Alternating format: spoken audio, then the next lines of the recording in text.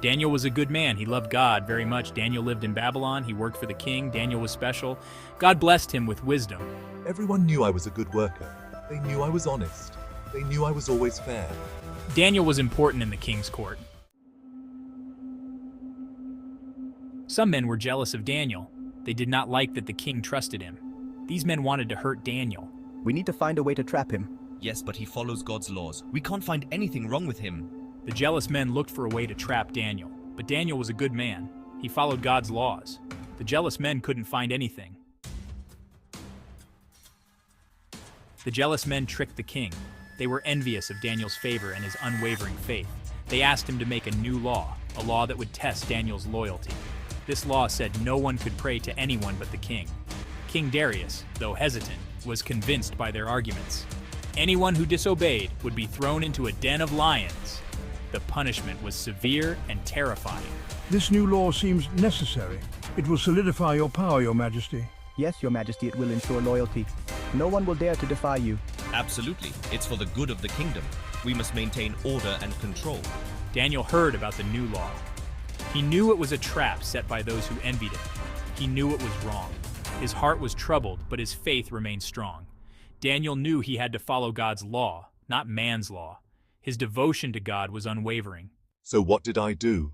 I did what I always did.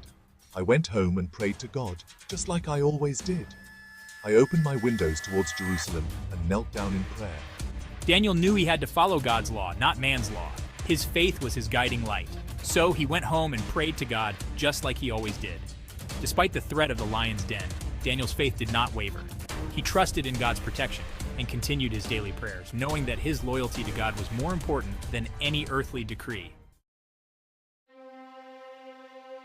The jealous men saw Daniel praying. They had been watching him for days, waiting for him to slip up. Daniel, however, was steadfast in his faith, praying 3 times a day as he always had. Let's go to the king and tell him that Daniel has disobeyed the new law. This is our chance to get rid of him once and for all. They ran to the king, their hearts pounding with excitement and malice. They knew that the king had no choice but to enforce the law he had signed. Your Majesty, Daniel has broken the law you signed. He continues to pray to his God, defying your decree. He continues to pray to his God, showing no fear of the consequences. The king was sad. He liked Daniel. Daniel was one of his most trusted advisors, known for his wisdom and integrity, but he had to follow his own law. The decree was clear, and the punishment for disobedience was severe. I must follow the decree I have made. My hands are tied by the law of the Medes and Persians, which cannot be repealed. Guards, take Daniel to the lion's den. The king's voice trembled as he gave the order, his heart heavy with regret. The king ordered his guards to throw Daniel into the lion's den. The guards, with grim faces, obeyed without question. The den was dark and scary. The air was thick with the smell of fear, and the growls of the lions echoed ominously. The lions inside were big and hungry. Their eyes glowed in the dim light, and their roars sent shivers down the spine of anyone who heard them. The king hoped that God would save Daniel. He had seen Daniel's unwavering faith and hoped that it would be enough to protect him, but he wasn't sure if he would. The king spent a sleepless night, torn between hope and despair, praying silently for Daniel's safety. That night, the king could not sleep. He was worried about Daniel. He knew Daniel was a good man. I can't stop thinking about Daniel. What if the lions have harmed him? At dawn, the king rushed to the lion's den. Daniel, did your God save you? To the king's surprise, he heard Daniel's voice. God sent his angel to shut the lions' mouths. They did not hurt me. The king was overjoyed. He knew Daniel's God was real and powerful. Thank God. Daniel, you're safe. The king ordered his guards to pull Daniel out of the den. Daniel was safe. The lions had not harmed him at all, because he had trusted in his God. The king was overjoyed to see Daniel unharmed and knew that a miracle had taken place. Bring Daniel out immediately. Make sure he is safe and sound. We must celebrate his survival and the power of his faith.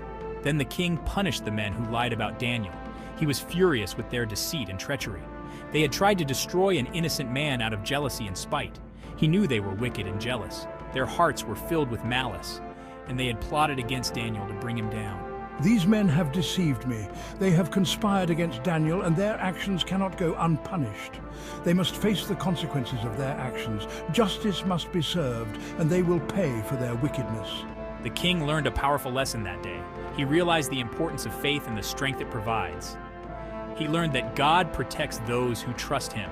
The king saw firsthand the power of unwavering faith and divine protection. Daniel's faith in God saved him from the lions. His trust in the Almighty was unshakable, and it shielded him from harm. God is always faithful to us, just like he was to Daniel. No matter the trials we face, if we have faith, we can overcome anything.